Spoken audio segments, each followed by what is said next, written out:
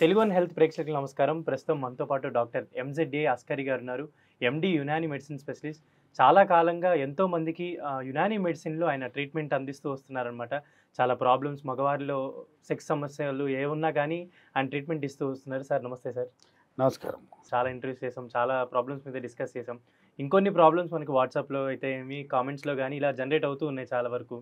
So, ఆ సమస్యల్ని ఇప్పుడు నేను నోట్ చేసుకొనొచ్చి మీ ముందుకొచ్చాను. ఇంకొన్ని సమస్యలకి పరిష్కారాలు, వాటికి సంబంధించిన అంశాలు ఇవాళ మనం మాట్లాడదాం సార్. తప్పనిసరిగా చేద్దాం.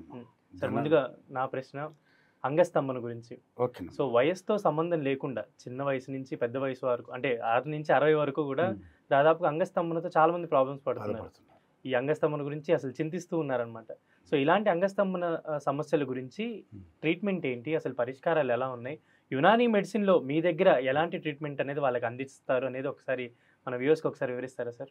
తెలుగు వన్ హెల్త్ ప్రేక్షకులకు నమస్కారములు. మా బ్రదర్ యాంకర్ అడిగినట్టు మా వాట్సాప్ మీద వందల్లో క్వశ్చన్స్ వస్తున్నాయి. ఏరి కోరి చెప్తున్నాం.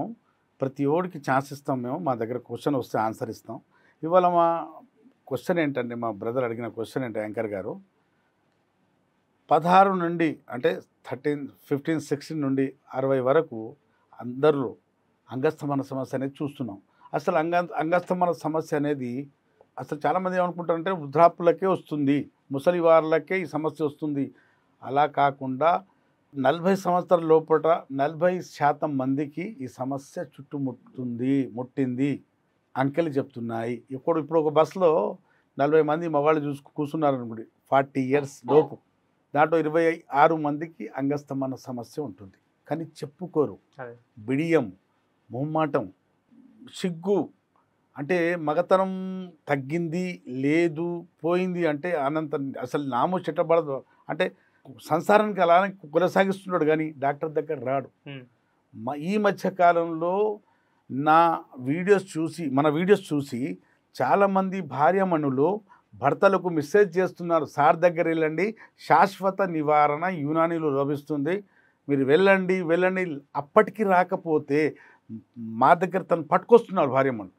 నేను అందరికీ చెప్పేది ఏంటంటే, భార్య పట్టుకొచ్చినంత అంటే వరకు చూడకండి. అంతేందుకు, పెళ్ళి కాకముందు నా ఈ 100 వీడియోస్ ఉన్నాయి. ఏం వీడియోస్ ఉన్నాయి? Pre marital health checkup.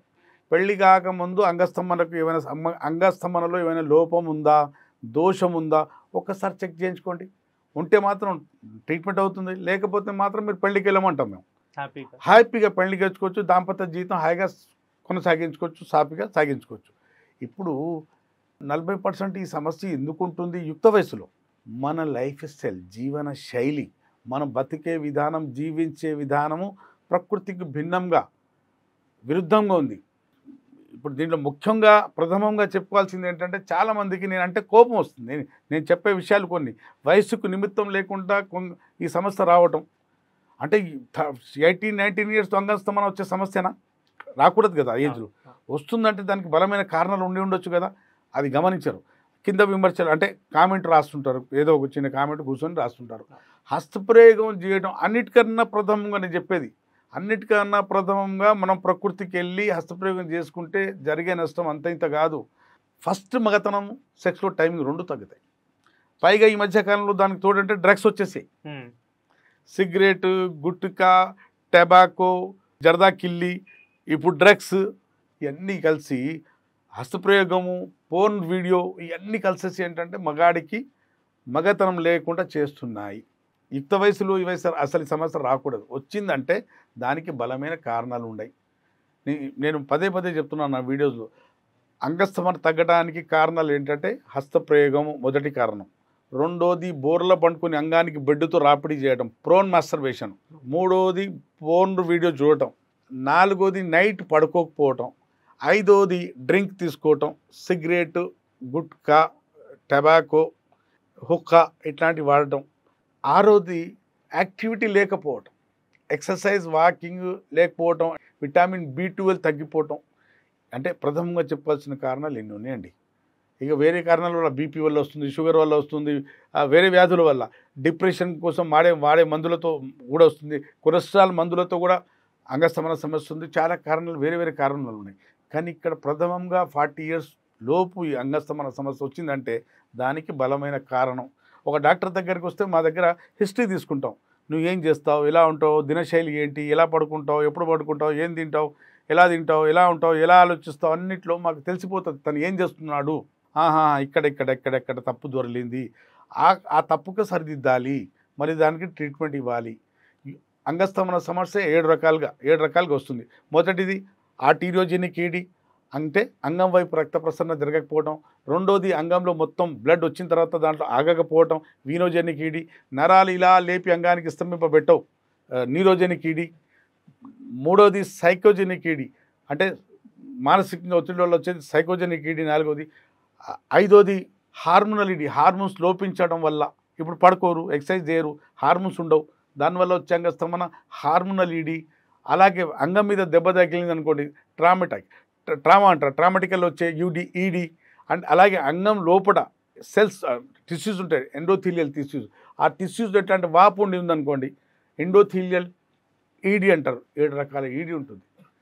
ED దేనివల్ల వచ్చినా కూడా దానికి ట్రీట్మెంట్ శాశ్వతంగా 100కు 100% బయటపడవచ్చు.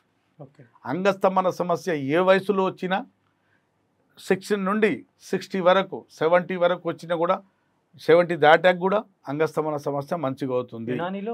యునాని మంచి ట్రీట్మెంట్ ఉంది, సైడ్ ఎఫెక్ట్ లేకుండా, శాశ్వతంగా సైడ్ ఎఫెక్ట్ లేకుండా, సర్జరీ లేకుండా, ఏమి పథ్యం లేకుండా ఈ సమస్యతో శాశ్వతంగా బయటపడవచ్చు.